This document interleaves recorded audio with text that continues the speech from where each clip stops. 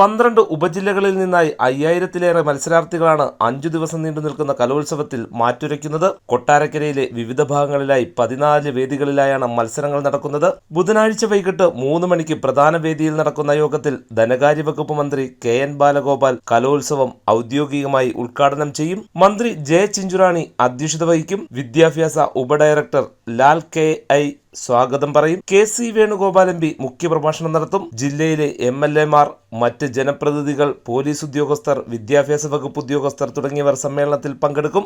5 ദിവസം നീണ്ടു നിൽക്കുന്ന കലോത്സവം 30-ന് സമാപിക്കും. സമാപന സമ്മേളനം കൊടിക്കുന്നിൽ സുരേഷ് MP ഉദ്ഘാടനം ചെയ്യും. കൊട്ടാരക്കര നഗരസഭാ ചെയർമാൻ SR രമേശ് അധ്യക്ഷത വഹിക്കും. NK പ്രേമചന്ദ്രൻ MP മുഖ്യപ്രഭാഷണം നടത്തും.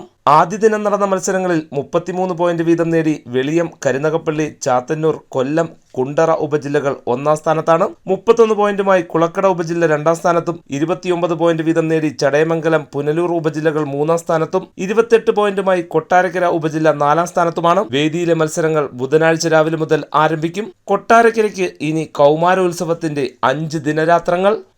News desk, Kerala prime today.